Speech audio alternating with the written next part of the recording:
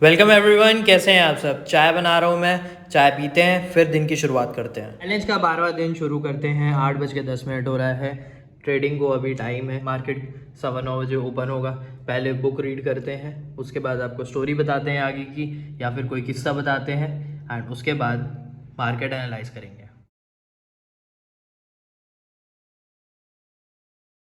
जो मैंने बताया ना कि सोनी कॉरपोरेशन अपने एम्प्लॉयज़ को भी, मैनेजमेंट को भी, पूरी फैमिली समझती थी। वो सोचते थे कि सब एक हैं एंड सब कंपनी के लिए काम करते हैं, और कंपनी को अगर अच्छे से स्ट्रक्चर करना है तो जो कंपनी के लिए काम करते हैं उन्हीं से ओपिनियन लेना पड़ेगा, उन्हीं से सजेशन लेना पड़ेगा। वो ना लोगों को फायर नहीं करते थे।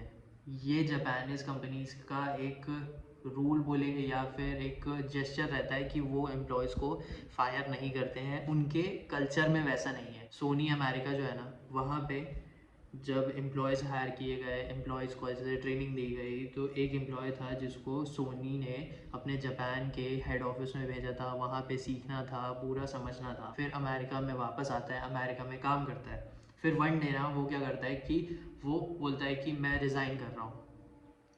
वो चीज़ आक्यो के लिए बहुत नई थी, क्योंकि वैसे लोग नहीं जाते हैं जापानीज़ कल्चर में। एंड जब वो चला गया ना, तब आक्यो को अच्छा नहीं लग रहा था। एंड वन डे जब आक्यो किसी स्टोर में जाते हैं एंड वो बंदा वहीं पे काम करता है या फिर उसी की शॉप रहती है, और वो बहुत अच्छे से आके आक्यो से मिलता है जैसे कि कुछ हुआ नहीं है। एंड आक्यो ये सोचते हैं ये तो ऐसे मिल रहा है जैसे कुछ भी नहीं हुआ है, लेकिन ये आक्यो के लिए नया था।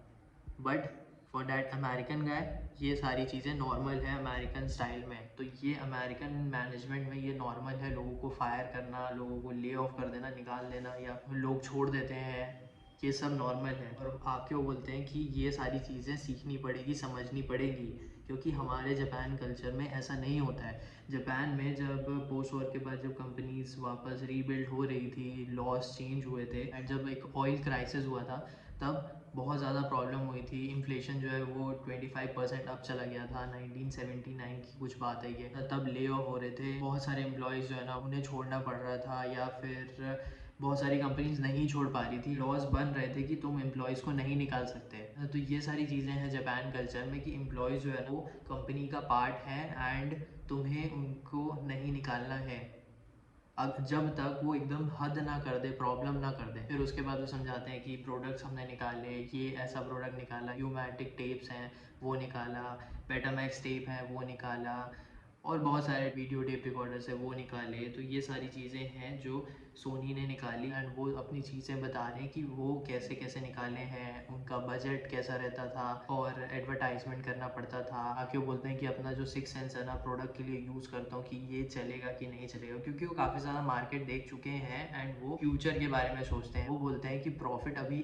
आए या ना आए, बट लॉन्ग टर्म में प्रोडक्ट अच्छा चलना चाहिए एंड आगे का सोचो, फ्यूचर का सोचो, क्योंकि अभी शॉर्ट टर्म में अगर प्रॉफिट ना भी है चलेगा, लेकिन लॉन्ग टर्म में वो आना चाहिए।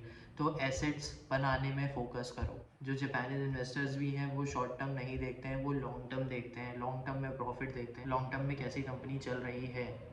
तो ये सारी चीज़ें देखते हैं, एंड ये चीज़ ना समझना भी चाहिए कि शॉर्ट टर्म में भले ही प्रॉफिट नहीं आएगा, मनी को मत देखो, लेकिन एसेट्स बनाने में फोकस ज़्यादा करो, लॉन्ग टर्म के लिए ज़्यादा सोचो। इसी के साथ आज का जो बुक का ज्ञान है वो ख़त्म होता है। अभी 9 बजने वाले हैं, मार्केट देखते हैं, प्रिपेयर होते हैं, उसके बाद जो भी होता है फिर बताते हैं।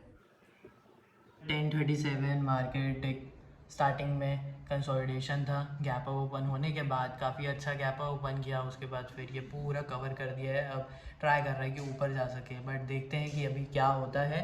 एंड अभी 10:37 जैसे कि हो गया है, तो मैं सोच रहा हूँ कि जाके मैं नाश्ता करूँ, उसके बाद आपको बताऊँगा बाद में कि आगे मार्केट में क्या हुआ और क्या होता है। अभी टाइम हो रहा है 1:07 एंड जो मार्केट है वो अप साइड गया है। लास्ट टाइम यहाँ पे बताया था आपको, उसके बाद फिर मैं नाश्ता करने चला गया था, ये पूरा ट्रेड मिस हो गया, कोई बात नहीं।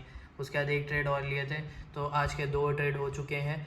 देखते हैं अगर कोई और चांस मिलता है तो, उसके अलावा बट अभी 1 बज गया है तो फिर मैं खाना खाने जाता हूँ। एंड आज के लर्निंग के अकॉर्डिंग यही है सिर्फ कि भाई एग्जीक्यूशन पे ही ध्यान देना रहता है एंड फोकस रहना पड़ता है। जहाँ पे तुम्हें लगता है कि तुम्हें एक्शन लेना चाहिए वहाँ पे ले लो, भले ही वो गलत होगा तो होगा। ट्रेडिंग में यही होता है, तुम्हें एक्शन लेना पड़ेगा, नहीं तो अपॉर्चुनिटी चली जाती है।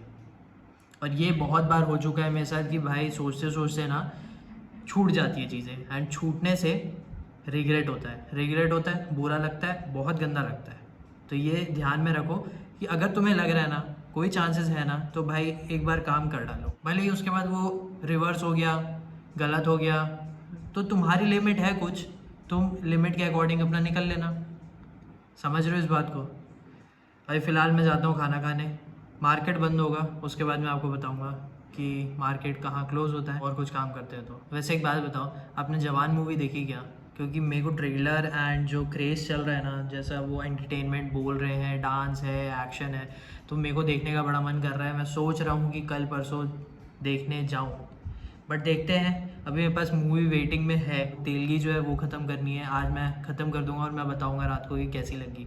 ठीक है, सेकेंड रॉकी रानी की प्रेम कहानी, आई नो वो हो सकता है कि ज़्यादा तामझाम वाली मूवी है, बट मेरे को इसलिए देखना है क्योंकि एक गाना है उसका, कमलिया, उसके वजह से देखना है मेरे को मूवी। एंड थर्ड जो है वो जेलर है, रजनीकांत सर की मूवी है, आई थिंक थोड़े टाइम पहले ही आई थी, एंड वो भी देखते हैं।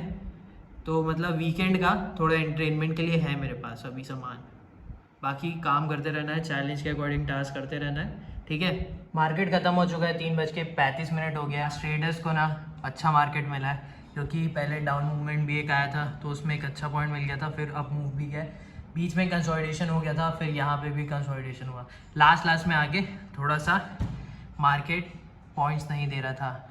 अब वो वॉलेटाइल हो सकता है तो पॉइंट्स दे सकता है, लेकिन कंसोलिडेशन हो रहा था तो ज़्यादा ध्यान मैंने नहीं दिया। नाउ मार्केट अब ख़त्म हो चुका है, फ्राइडे एक अच्छा दिन बोल सकते हैं ट्रेडर्स के लिए।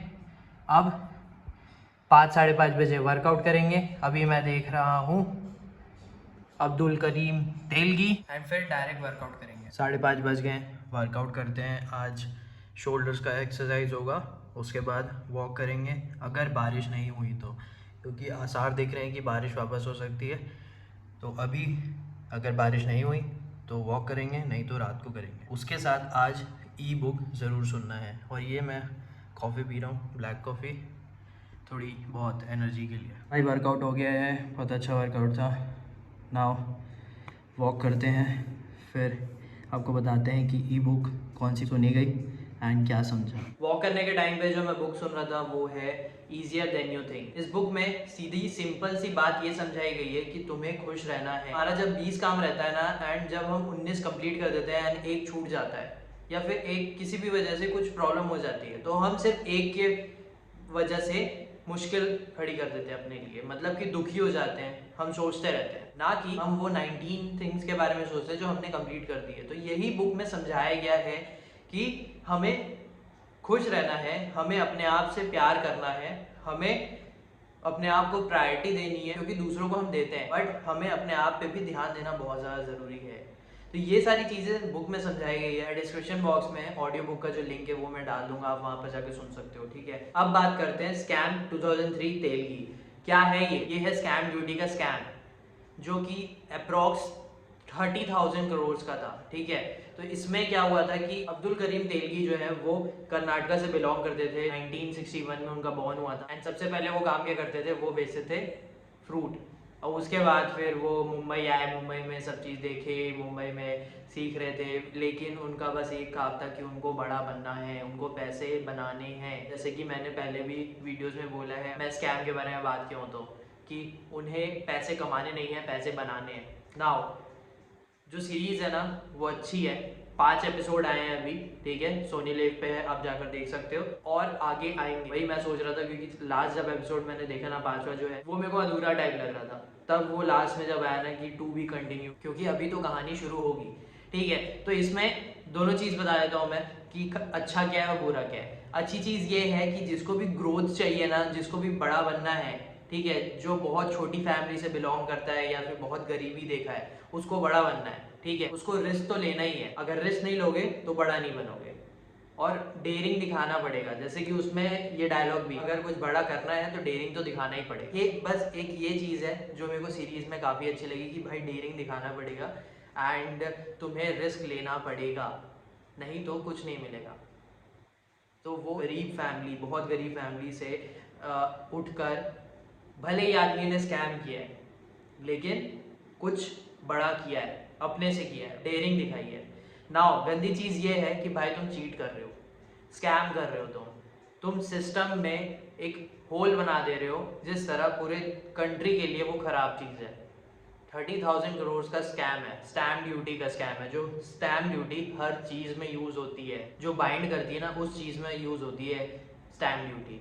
एग्रीमेंट्स हो गए, डीड हो गए, बहुत सारी चीज़ें हैं, वो सब में यूज़ होता है। एंड वो उसको प्रिंट कर रहे थे, उसने प्रिंट किया है, सबको खरीदा है, सबको पैसे दिए हैं जिसको जिसको वो दे सकते थे, सबसे बातचीत की है, ऊपर तक पहुंच लगाई है, जिस तरह मशीन मिले एंड हम अपना खुद का स्टैम्प ड्यूटी बनाए। भाई वो गवर्नमेंट का है एंड गवर्नमेंट के अलावा कोई और वो कैसे कर सकता है। अब होता क्या है ना कि इतना ज़्यादा पैसा आ गया ना, तब होता है घमंड, और घमंड जब आता है ना तब कोई भी चीज़ दिखाई नहीं देती है कि मुझे क्या करना है, कैसे करना है, अच्छा क्या है, बुरा क्या है। जैसा इस सीरीज़ में दिखाया है वही हुआ है कि भाई तुमने पैसा तो कमाया, तुम यहाँ से यहाँ गए, बट जो पैसा आंखों में चमकता है उसके और कि मेरे से बड़ा नहीं है या फिर मैं सब चीज़ करूँगा, एक घमंड आ जाता है।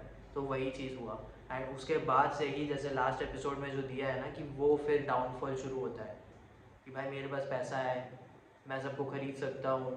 तो ये है एंड सीखने को तो ये है भाई कि रिस्क है तो ग्रोथ मिलेगा और डेयरिंग करना पड़ेगा। ये भी सीख लो कि चीटिंग नहीं करना है, करप्शन नहीं करना है कि इतना पैसा कि ये पैसा खिला रहे हो, यहाँ पैसा खिला रहे हो, हर चीज़ कर रहे हो। ठीक है पैसा है, पैसा बनेगा, पैसा आएगा, बट ये नहीं है कि भाई सब जगह बांटते रहो, सब चीज़ करते रहो। भाई वो अच्छे से भी काम होगा। एंड जब बहुत ज़्यादा पैसा आ जाए ना तब घमंड मत आने देना, क्योंकि अगर एक बार घमंड आए ना तो रिलेशंस ख़त्म होते हैं। वैसे ही अब्दुल करीम तिलकी के साथ हुआ, जब वो पहली बार ये काम करना शुरू किए थे ना तब जो उनका पार्टनर था उसे ये काम नहीं करना था, क्योंकि इसमें बहुत ज़्यादा रिस्क था। एंड वो बोलता था कि हमारी जो दिमाग की शांति है ना या फिर लाइफ की जो शांति है वो ख़त्म हो जाएगी एंड कभी शांति से बैठ नहीं पाएंगे। लेकिन जो अब्दुल करीम तेलगी है उन्हें तो बड़ा बनना था और रिलेशन तोड़ दिया। अब जब नए एपिसोड्स आएंगे, जब हम देखेंगे उसके बाद आपको बताएंगे। अब सारे टास्क कंप्लीट हो चुके हैं मेरे आज के। अब वीकेंड मनाऊंगा मैं, काम करेंगे, कल मेरा फास्ट रहेगा तो एक्सरसाइज नहीं होगी बट स्ट्रेचिंग ये सब होगा। तो अब कल मिलता है। Thank you for watching.